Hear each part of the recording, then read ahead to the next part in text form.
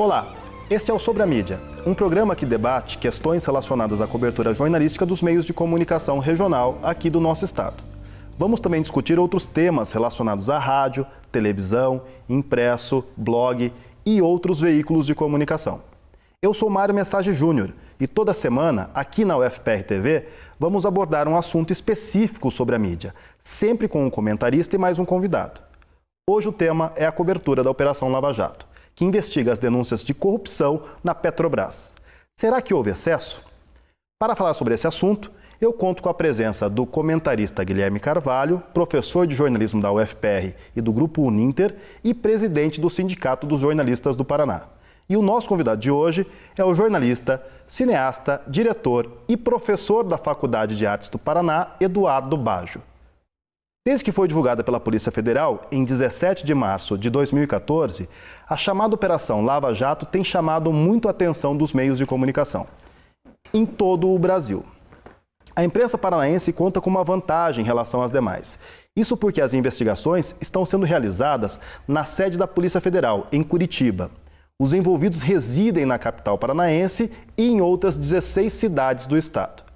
A cobertura da imprensa acompanha praticamente todos os passos da investigação, divulgando relatórios de depoimentos, nomes de envolvidos e decisões judiciais. Neste trabalho, a mídia ingressou em uma busca incessante pela notícia, digna do que, no jargão jornalístico, se chama de switch, ou seja, é preciso dar a informação de cada desdobramento sobre um mesmo fato antes do veículo concorrente. Jornalistas fazem plantão em frente ao prédio da Polícia Federal. Assessorias de imprensa de órgãos governamentais são acionadas cotidianamente por pessoas ávidas por declarações. Jornais, sejam sites, blogs, impressos, rádios e TVs, montaram equipes especiais de jornalismo para garantir o acompanhamento de tudo. Segundo as autoridades policiais, a corrupção desencadeada na Petrobras teria desviado aproximadamente 2 bilhões e 100 milhões de reais, dos quais 500 milhões já foram recuperados. A operação ilegal teria desviado dinheiro da empresa pública, principalmente para o bolso de políticos, agentes públicos, empresários e doleiros. O que nós queremos debater hoje não é o caso Petrobras. Nosso principal objetivo aqui é promover um debate sobre o tipo de cobertura que a imprensa tem realizado sobre a chamada Operação Lava Jato. Ou seja, trata-se de compreender um pouco dos efeitos que uma cobertura como esta provoca na forma de pensar e de agir das pessoas. E, nesse sentido, sobre o tipo de sociedade que a mídia em geral está ajudando a construir. Olá, boa noite, Guilherme, boa noite, Eduardo, muito obrigado por vocês estarem aqui. Olá. Né? Como vocês avaliam a cobertura da Lava Jato? Você acha que a cobertura tem sido na medida, excessiva, tem sido muito restrita? Guilherme? Acho que a gente tem visto uma cobertura cotidiana, né, da mídia, sobretudo da mídia paranaense, né? E o interessante é ver que a cobertura que é feita aqui pelos meios de comunicação aqui acaba ganhando uma certa repercussão nacional. De certo modo, outros fatos do nosso cotidiano que poderiam merecer uma certa atenção também da mídia acabam ou têm o seu tempo encurtado por conta dessa cobertura, né, que em geral acontece no caso Lava Jato, ou realmente não são noticiados, né? Então acho que talvez a gente tenha que discutir um pouco sobre qual é o tempo que tem se dedicado para esse tipo de cobertura, né? Será que todos os fatos que estão sendo divulgados ali na operação deveriam ser divulgados dessa maneira ou mereceriam a atenção da mídia, né, de algum modo? Não sei, eu tenho a sensação que sim, que a gente tem vivido uma cobertura excessiva da mídia sobre a Operação Lava Jato. Por que de tempos em tempos a mídia compra, em certos momentos, quando ela se apaixona por um tema, ela custa muito a se desapegar e ela tende a acelerar muito sua cobertura. Isso é próprio da lógica da televisão, do campo midiático, de quando acha um filão, ser insistente, incisivo nele, até exaustão? Bom, eu acho que não necessariamente a televisão, porque no caso da Operação Lava Jato a gente tem visto que os sites, os grandes portais, os jornais impressos também têm dado essa cobertura com bastante ênfase. Eu, pelo menos, teria dificuldade de mensurar se com mais ou menos ênfase do que os canais de televisão. Mas eu acredito que há uma motivação de buscar a cobertura em cima de certos casos que parecem ser exemplares de um tipo de punição ou de um tipo de averiguação, já que a punição ainda não chegou, mas que se pretende que chegue, né? E por vezes eu tenho a impressão que a mídia, os vários veículos e canais, toma para si essa vontade como sendo uma vontade de transformar o Brasil. De repente você tem lá donos de construtoras, de empreiteiras presos, algo que não tenho certeza que seja inédito, mas se não for inédito é muito raro no país. De alguma maneira isso me parece que alimenta uma continuidade dessa cobertura. Ainda que eu também não feche a possibilidade de que existam outros motivos para essa cobertura ser tão incisiva, mas me parece que esse é um deles. Um dos fatores haveria um certo messianismo da mídia. A mídia, às vezes, assume um papel de salvadora da pátria. Você acha que isso é algo que marca a imprensa brasileira? Eu não sei, da maneira como eu estava pensando, eu não acho que seja necessariamente um messianismo, mas uma vontade de justamente pautar a sociedade. A mídia se pauta enquanto meio de comunicação, mas ela quer pautar a sociedade sobre determinados assuntos que são considerados mais relevantes. Com essa quantidade gigante de informação, é de se esperar que a sociedade esteja bem informada sobre tudo que está acontecendo em torno da Petrobras. Você acha que a mídia está cumprindo o seu papel nesse momento, Guilherme? E a sociedade está efetivamente ciente do tamanho do problema, informada adequadamente? Olha, é um caso de interesse público, né? A gente pode falar que a cobertura da Petrobras não tem interesse público envolvido, porque se trata de uma empresa pública, a maior empresa pública do país, com forte influência sobre a própria dinâmica da economia do país e, portanto, mexe com o interesse da maior parte da sociedade brasileira. Então não dá para a gente descartar esse aspecto. Existe interesse público no fato, né? No fato de que pessoas fizeram mau uso do dinheiro público e da própria gestão do negócio.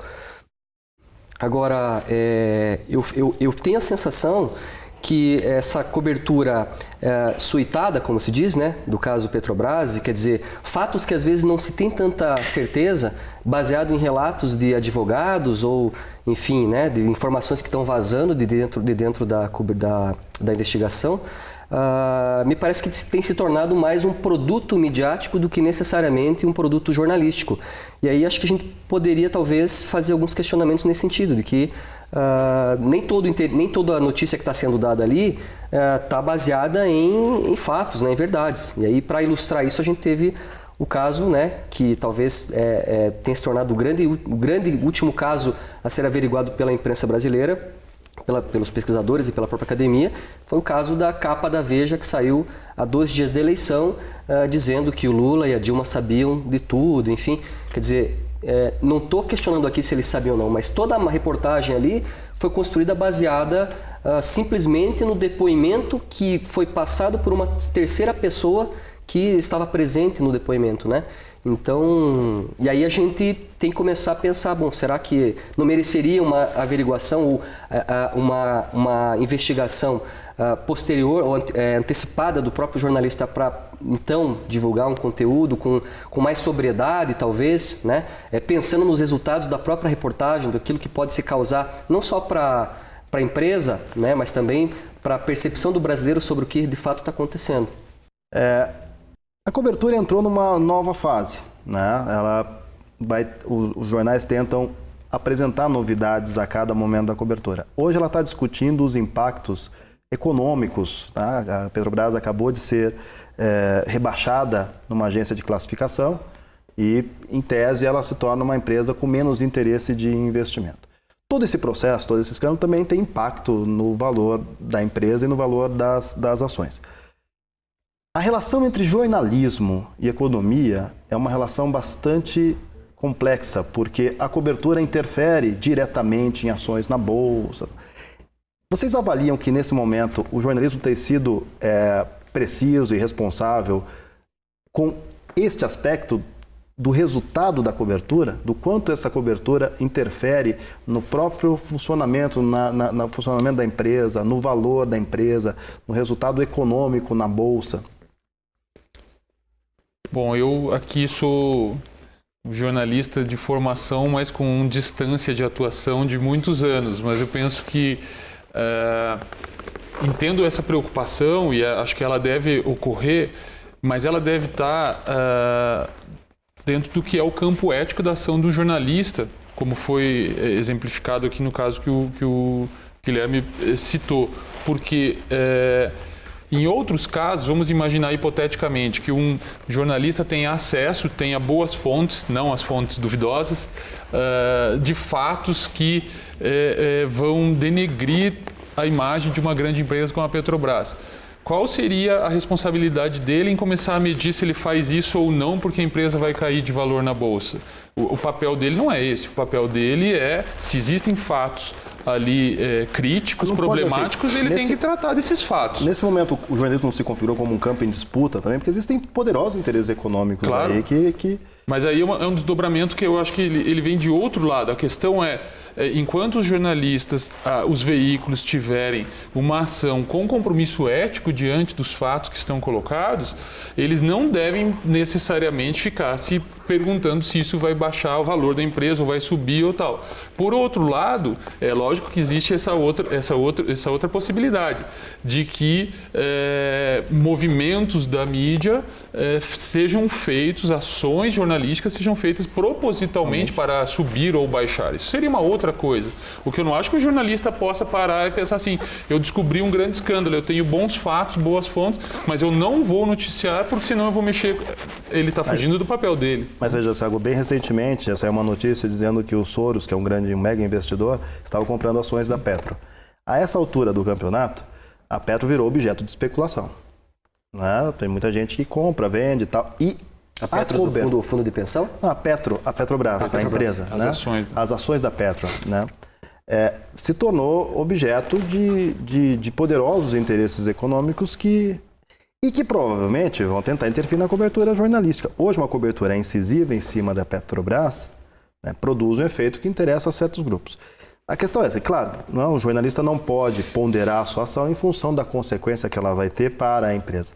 Mas, por outro lado, como que ele se acautela para que ele não seja cavalgado, para que ele não seja utilizado por interesses que estão muito distantes do funcionamento legal, público, e focado no interesse da população da empresa? Eu tenho a impressão que tem um certo excesso, às vezes, na cobertura, né? Excesso de algumas informações que são transformadas em verdadeiros, como se fossem grandes fatos, né?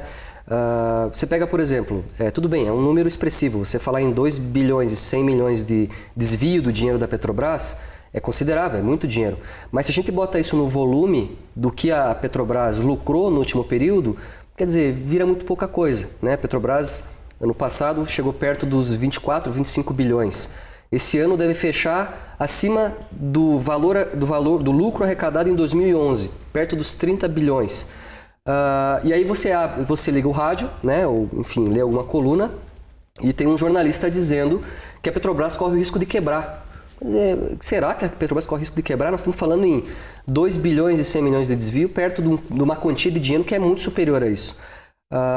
Existe muito, no meu ponto de vista, uma especulação financeira sobre a Petrobras, né? Não sou economista, enfim, sou da área do jornalismo, mas o que quando eu vejo, por exemplo, comentários dizendo assim, a Petrobras perdeu mais de, eu não lembro agora exatamente os números, mas perdeu mais de 100 bilhões de reais e foi rebaixada no ranking de empresas que pontuam para servir como base para investimentos de capital, enfim, de ações, né, que circulam nas bolsas de valores. Isso é muito relativo, né? Nós estamos falando de um capital que é variável, que é aplicado em bolsa de valor, que quer dizer, daqui a pouco sobe, daqui a pouco desce, né? Então é muito difícil. Agora, quando a gente fala de uma empresa pública como a Petrobras, que presta um serviço essencial para o desenvolvimento do país e para a sobrevivência do país, que é extrair petróleo e vender petróleo, significa que a empresa dificilmente vai quebrar. Né? E tanto é que quando se anunciou a troca da presidência da Petrobras, as ações da Petrobras subiram muito rapidamente e recentemente, quando anunciaram que a Petrobras perdeu pontos na Bolsa de Valores, rapidamente despenca as ações da Petrobras. E aí, obviamente, que soma como prejuízo, mas soma como um prejuízo numa renda ou num capital variável, que não é fixo. Né? Mas é uma empresa de forte capital fixo, né? Com uma estrutura, com campos de extração, né? Com, refinarias espalhadas pelo Brasil inteiro. É muito, sabe, são alguns tipos de informação que me fazem pensar que um pouco da mídia está muito direcionada para um interesse que atende a determinados setores da nossa sociedade. Assim a gente encerra o primeiro bloco do Sobre a Mídia e a gente volta em instantes aqui na TV UFPR.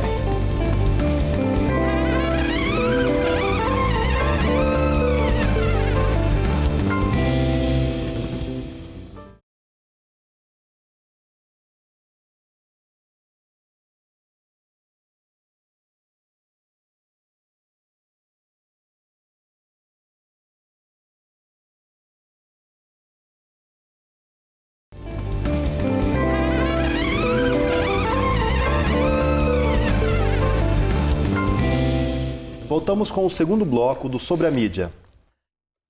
Retomando a discussão sobre a Petro. Você tem uma cobertura bastante incisiva, mas ao mesmo tempo que ela é incisiva, ela é muito superficial. Na carceragem da PF, há jornalistas que ligam para saber se os caras pediram uma pizza, o que eles comeram, que hora que eles acordaram. Então é uma cobertura que parece que pretende fornecer muita informação, mas informação sobre aquilo que está acontecendo sem um grande aprofundamento. É uma cobertura superficial? Uma cobertura da Petrobras está parecida com o Big Brother da corrupção na empresa? Eu acho que, a meu ver, esse é um problema talvez mais sério, me parece mais sério do que propriamente um excesso de presença. Esse excesso de presença na mídia pode ser problemático na medida em que afaste a possibilidade de outras questões estarem sendo discutidas. Mas mais grave do que isso, ou mais intenso do que isso, é o problema da falta de aprofundamento, de como se faz a cobertura desse caso, e não é só desse tipo de caso, né? Eu vejo muito, é um exemplo muito mais banal, mas que acho que serve para demonstrar o que eu estou querendo dizer. Eu vejo muito na imprensa cotidiana e mesmo em telejornais nacionais e tal, você vê ali às vezes uma matéria sobre uma rua que estourou um cano e está vazando água. E isso aparece muito, ou é a ponte que está frágil, ou é um vazamento, ou alguma coisa assim, uma região que está sem luz. Raramente você vai ver por que é que você tem redes de água que estão vazando, por que é que existe uma infraestrutura não suficiente de energia elétrica.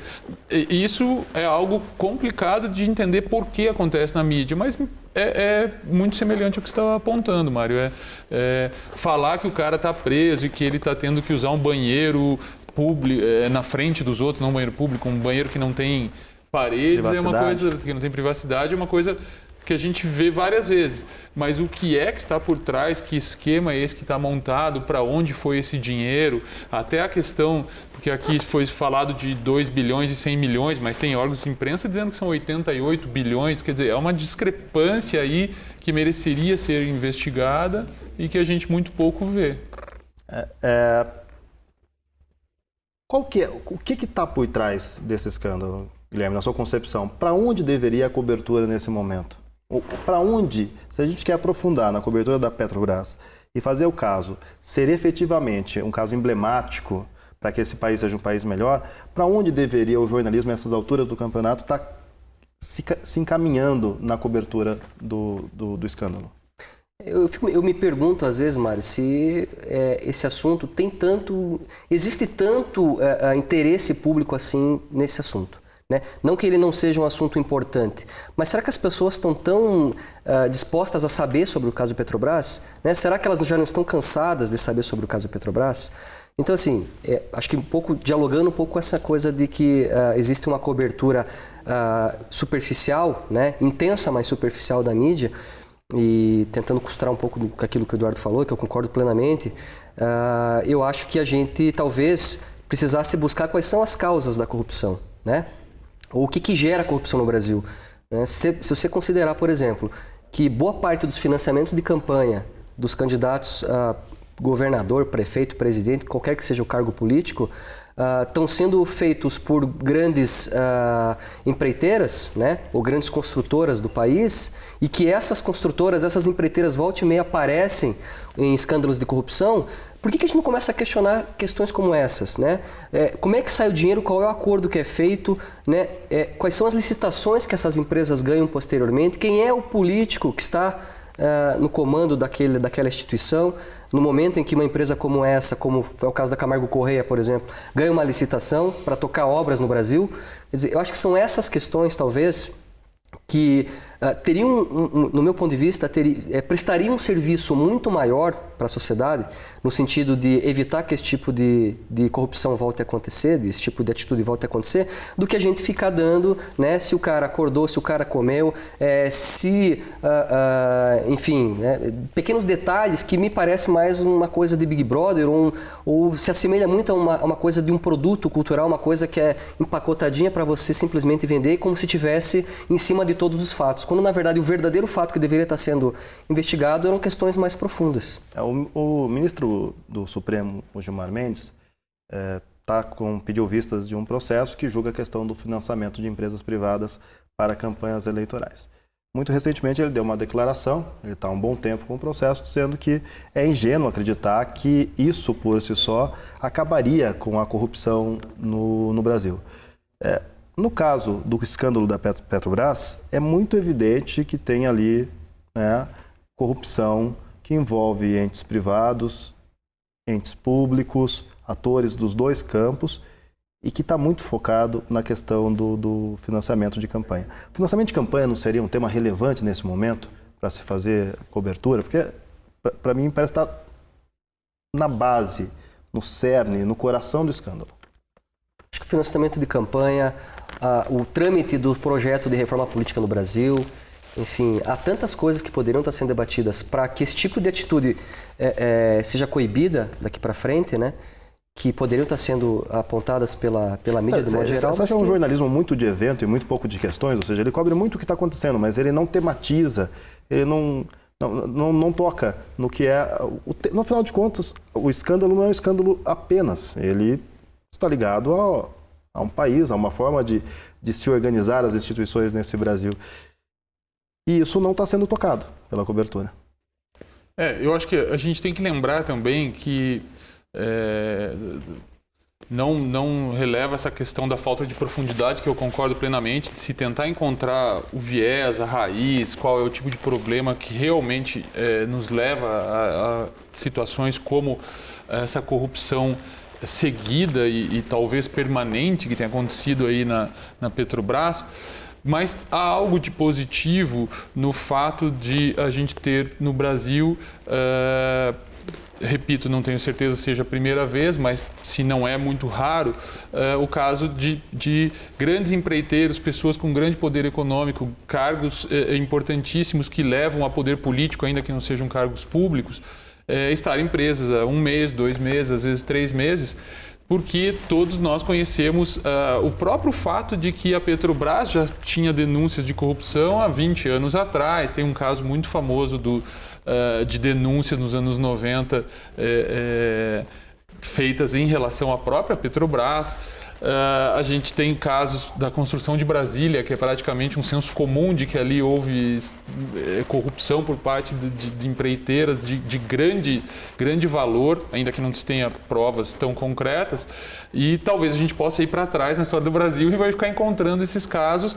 E agora a gente tem ali uma série de pessoas presas que tornam essa cobertura sim importante pela originalidade do fato, pela diferença do fato, mas falta aprofundamento. E a gente não pode se satisfazer, as pessoas não podem se satisfazer com a prisão desses caras. Tem que reclamar, porque o que está errado, na verdade, é a estrutura, o formato da coisa, a forma como as coisas funcionam no Brasil. Quer dizer, financiamento de campanha, licitação para obra pública, Existe uma contradição muito grande nessa história toda. Existe uma porta aberta aí para... Quando você prende o cara e mostra lá o cara indo preso, é como se as pessoas em casa, assistindo a televisão, dissessem, poxa, finalmente está se fazendo justiça no Brasil. Não se está. Está se prendendo algumas pessoas, mas a estrutura vai continuar a mesma e a corrupção continua. Mas aí é bom que daí quando a gente começa a discordar fica melhor, né? Eu concordo, mas desde que a gente coloque em certa perspectiva. Porque condições para que ocorram corrupção, elas existem e por mais que você mude mecanismos, elas vão continuar existindo. Você pressupor que uma série de pessoas que atuam em espaços públicos, instituições públicas, não são corruptas, isso as diferencia desses caras que estão sendo presos, independente de ter uma estrutura propícia para a corrupção. E isso é muito importante que seja levado em conta. Quer dizer, porque senão você vai pressupor que você, quando estiver lá, vai ser também um corrupto. E não é assim. Existem pessoas que não se deixam dobrar e isso é importante que seja levado em conta. Existem pessoas diferentes. Aquelas que estão sendo presas são diferentes, pelo menos de mim. Quero crer que de você, do Mário. Certamente.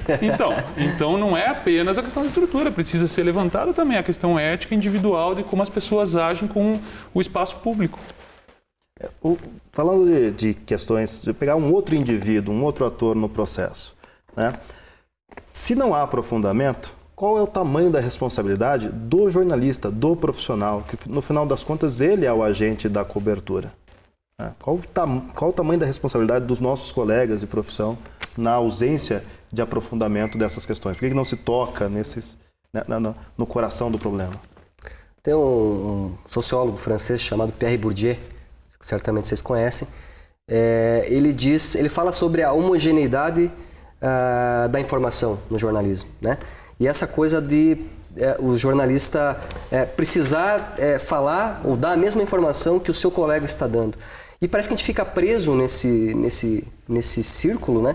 E não consegue pensar outras alternativas, outras possibilidades de cobertura. E as pautas certamente são as mesmas. A notícia que você vê numa determinada emissora vai ser muito próxima da notícia que você assiste numa emissora concorrente, porque se pensa pouco sobre um outro tipo de cobertura que poderia ser dada para esses casos, como, por exemplo, pensar sobre a estrutura de poder ou como as coisas funcionam dentro da estrutura política, governamental do país. E a questão da concentração dos meios de comunicação. Existe muito pouca diversidade de opinião nos meios de comunicação, mas também existe muito pouca diversidade de propriedade dos meios de comunicação. São questões correlacionadas? Eu estava pensando sobre isso quando você estava falando, porque... Não vamos isentar os colegas jornalistas, mas em que condições eles trabalham? Eu acho que a gente tem uma mudança de panorama relevante, muito relevante nos últimos 10 anos sobre concentração em função de novas tecnologias, meios diferenciados. Nenhuma ação de governamental. Não. Mudanças. A gente deve muito mais a pesquisas que desenvolveram na internet muito mais do que a ciência do que a política. Exatamente, nessas palavras, muito mais a ciência. Mas existe uma difusão muito maior, quer dizer, é muito mais plural os meios para que se tenham cobertura jornalística, para que se tenha opinião, levando até ao ponto de que as pessoas, indivíduos comuns também emitem suas opiniões e tal.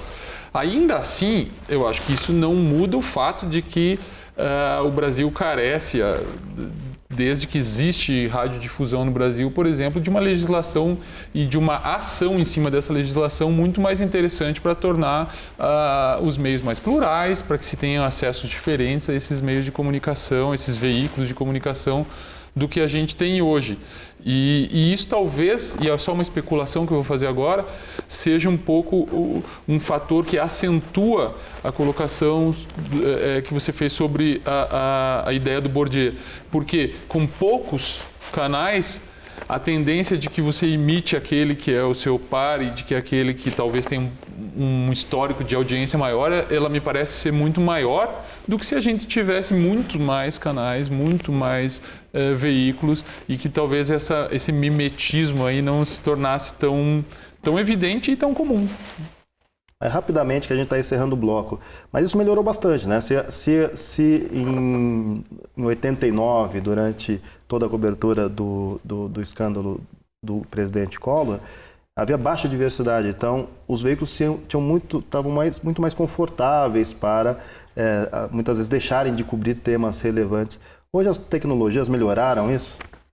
Sem dúvida, né? Eu acho que uma prova disso é a própria cobertura da greve dos professores, né? Talvez ela não ganhasse relevância há 20 anos atrás. Agora não dá para não falar da greve dos professores aqui no estado do Paraná, né? Porque ela está nas redes sociais, ela está nos blogs, ela está em vários outros espaços que são formas alternativas de você obter informação. Se a Globo não dá, se a RPC ou qualquer outra emissora não der isso, começa a se questionar qual é o interesse, né, das emissoras nesse sentido. Então, é um caso, por exemplo, a gente só para ilustrar essa diversidade, né, de informação e essa obrigação que os meios passam a ter de divulgar outros fatos também. Apenas fazendo uma correção, Collor se elege em 89, mas o escândalo é a partir dos anos 90. Né? A gente encerra aqui então o segundo bloco do Sobre a Mídia. Voltamos daqui a pouco para encerrar esse debate.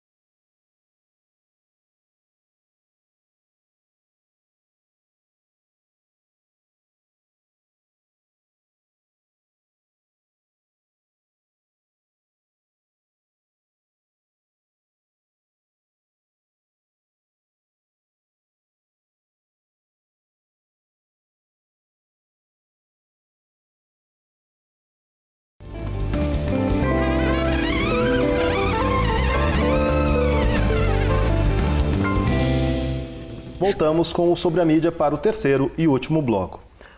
Jornalismo é uma atividade que, se não for independente, não é jornalismo. Hoje o jornalismo é financiado, no atual modelo de negócios, exatamente pelos atores que ele investiga na Operação Lava Jato. Sejam os atores do campo político, que financiam as empresas de comunicação, sejam os atores do campo privado.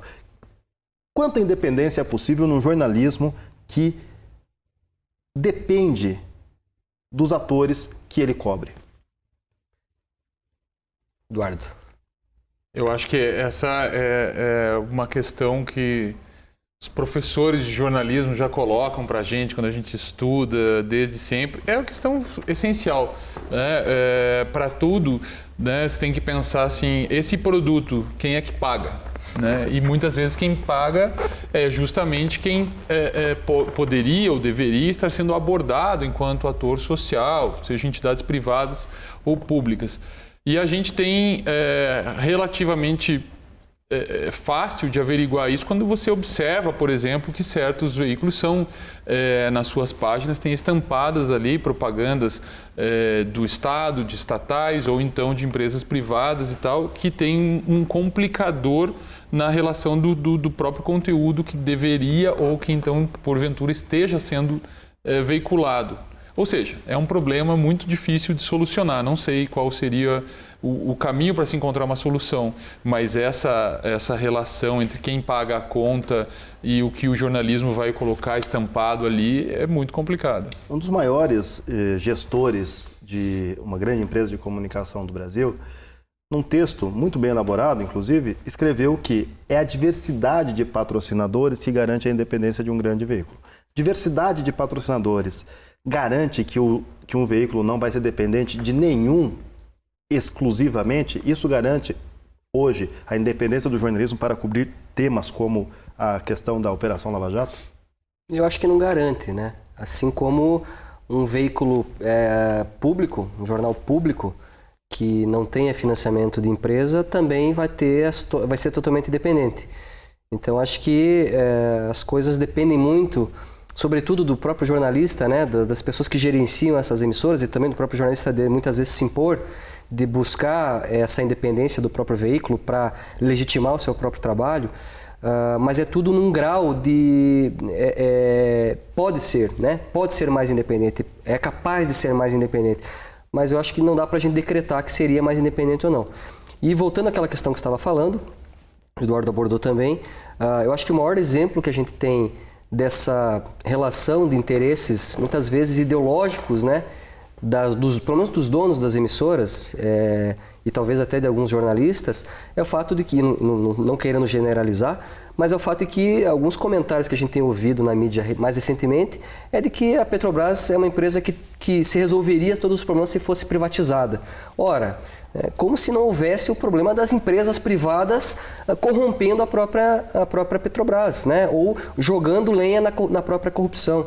Então, eu acho que esse é o grande exemplo, né? É o grande exemplo porque existem interesses ideológicos aí que determinam quais são os tipos de conteúdos ou qual é a abordagem que determinados fatos vão dar. Não vamos generalizar, né? Mais uma vez, infelizmente, a maioria da cobertura jornalística, pelo menos o que a gente tem visto aqui no Paraná, ela se baseia muito nessa relação superficial, né? Transforma a coisa num produto midiático, enquanto que um outro setor mais formativo tende a apoiar iniciativas como essa de que o problema da Petrobras é o fato de que ela é uma empresa pública, né? Quando a gente sabe que as coisas não são bem assim.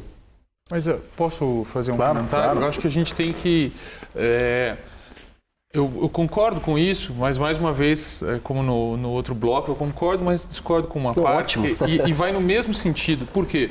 Quando a gente estava falando sobre se a estrutura é propícia à corrupção, parece que o indivíduo não tem relevância nenhuma. E daí eu falei aquilo, olha, eu acho que o indivíduo tem que ser relevante, né, na sua postura ética também. Ou seja, não é porque existe uma estrutura propícia à corrupção que o cara deve ser um corruptor ou um corrupto. Da mesma forma, eu acredito que se existem posturas ideológicas, e elas são claras, existem de determinados veículos para um lado ou para outro lado, o que seria, a meu ver, um cenário muito benéfico é que a gente tivesse pluralidade das opiniões. E aí, mais uma vez, você dá o valor ao indivíduo, que é o leitor do jornal, que é o espectador, para que ele tome, partindo de várias opiniões, ele tome a sua ideia, construa o seu pensar, para que a gente também não comece a tratar essa pessoa, que é o leitor, que é o espectador final, como se fosse irrelevante, como se fosse um ser conduzível, né, para onde um veículo queira. Isso eu tenho certeza que não é assim, desde que a gente tenha pluralidade. O perigo é você ter só um tipo de cobertura, né? Mas você acha que a pluralidade resolve o problema da... Pluralidade de opiniões, pluralidade de ideias dá ao leitor, dá ao espectador a possibilidade de formar a sua opinião, né? É lógico que aí vão entrar, esse debate se aprofundaria muito, vai falar qual o nível educacional, será que acesso à cultura? Claro que essas coisas influem também, mas enquanto a gente estiver falando só dos veículos de comunicação, é importante ter pluralidade. Se existe um veículo, a meu ver, se existe um jornal, uma revista que acredita que a privatização seria boa como uma solução para a Petrobras, esse por si só eu não vejo como um problema.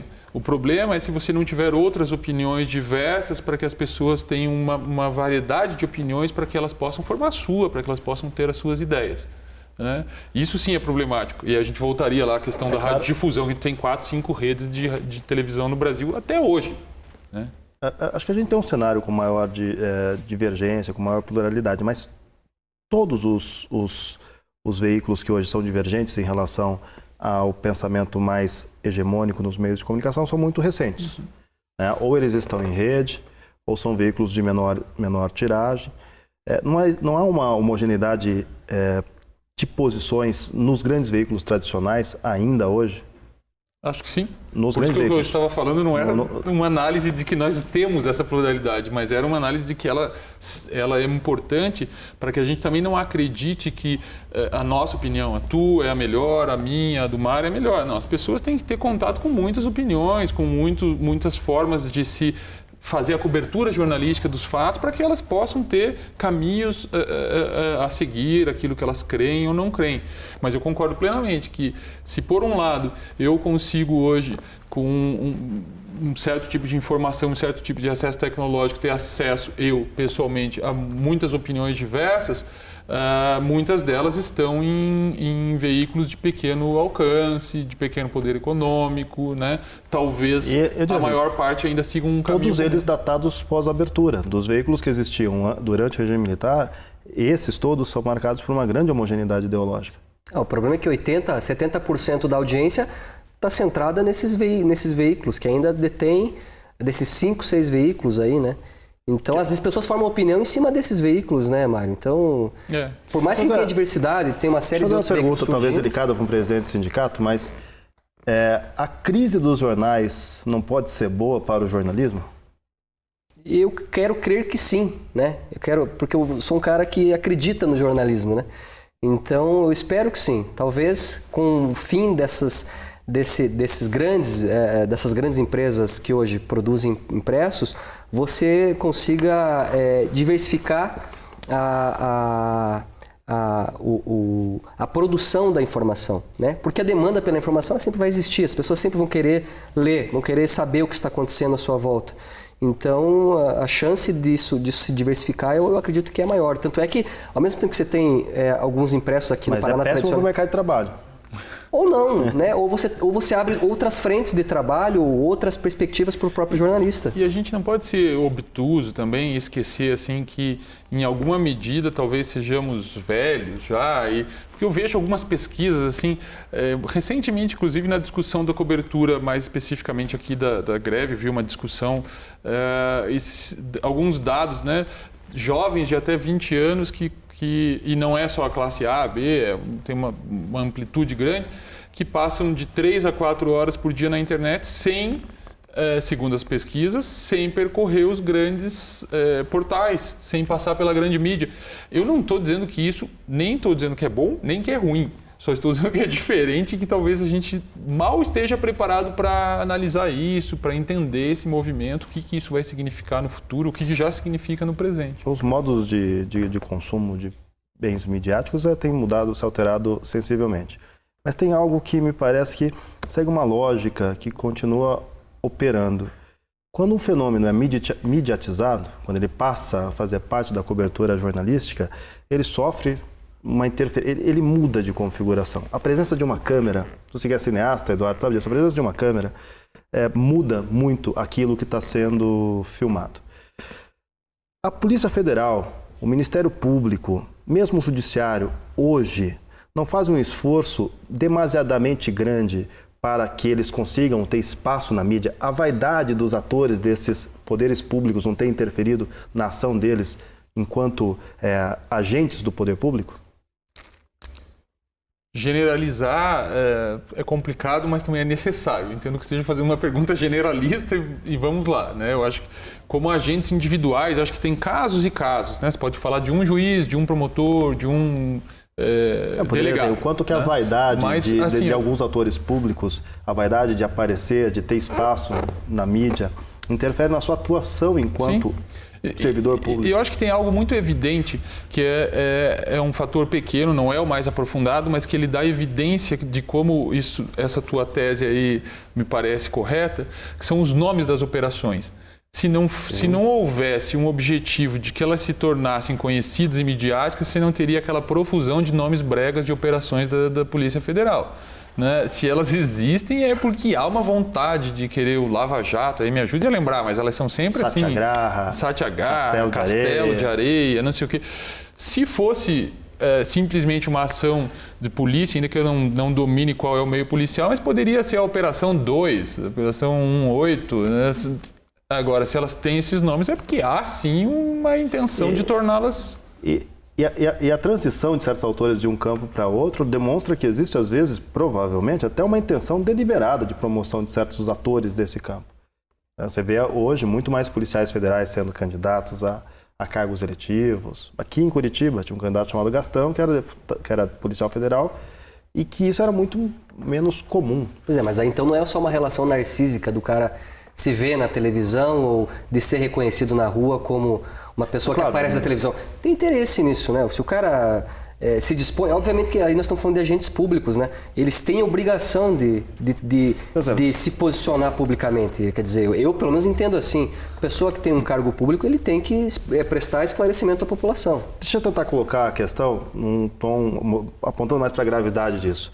Né? Em algumas democracias consolidadas, existem mecanismos de proteção do judiciário da pressão dos meios de comunicação. Porque eles perceberam que ao longo do tempo, que quando o meio de comunicação pressiona o judiciário, o juiz decide segundo uma métrica que não é exatamente a métrica da justiça, decide conforme o que ele acha que é mais, que vai atender a opinião pública e tal. Então existem países que protegem seu judiciário da cobertura.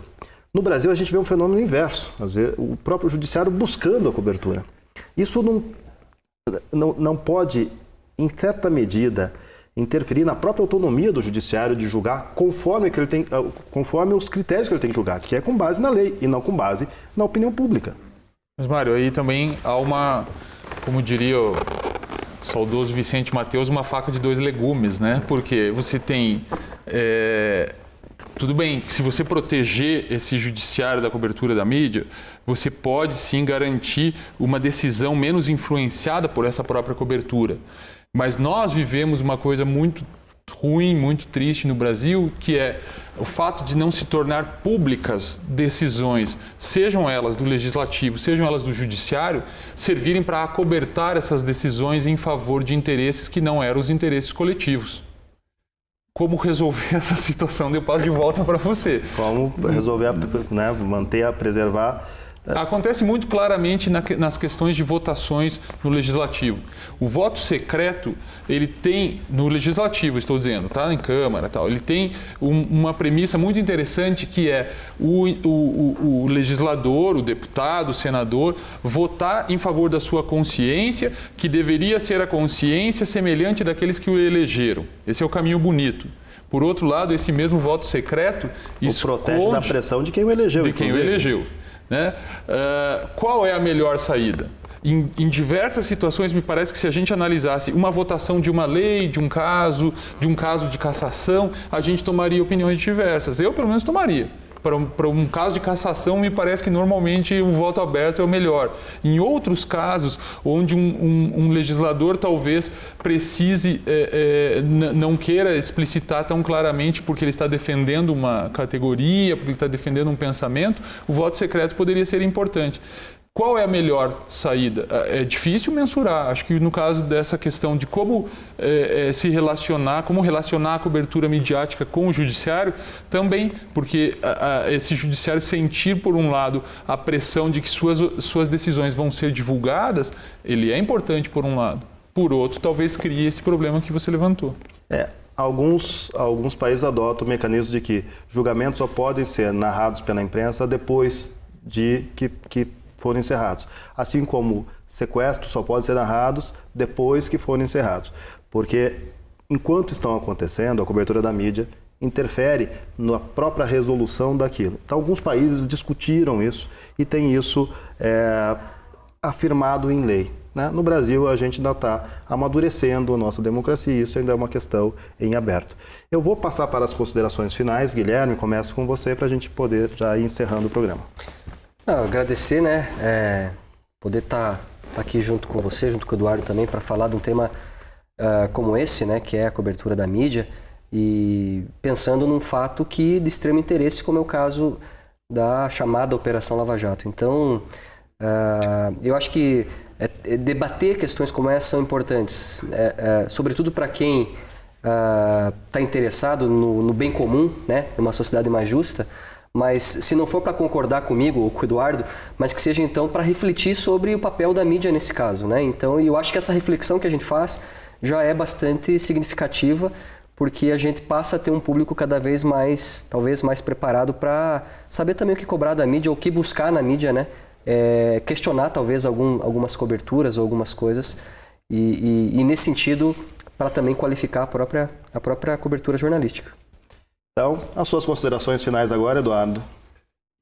Antes de mais nada, eu queria agradecer o convite aqui e enaltecer a iniciativa, que acho muito importante que se discuta realmente as posições da mídia, como ela se insere na nossa sociedade. E lembrar que algumas das questões que nós colocamos aqui, talvez elas precisem também ser entendidas como questões que precisam ser aprofundadas e que não tem uma saída fácil, não tem uma resposta rápida. E muitas vezes é isso que falta ao jornalismo, mostrar que não há uma definição tão clara e sim que se precisa pensar sobre as coisas. E assim a gente encerra o nosso programa de hoje. O Sobre a Mídia é um programa produzido pela UFPR TV em parceria com o Sindicato dos Jornalistas Profissionais do Paraná e com o Departamento de Comunicação Social da UFPR. O programa também pode ser conferido pela Rede IFES ou pelo site tv.fpr.br. E você pode sugerir temas que você quer que sejam discutidos aqui no Sobre a Mídia. Para sugerir temas, fazer críticas ou comentários, entre em contato conosco pela nossa rede social, Facebook/UFPR TV Oficial. Eu sou Mário Message Júnior e espero você no próximo Sobre a Mídia. Até lá!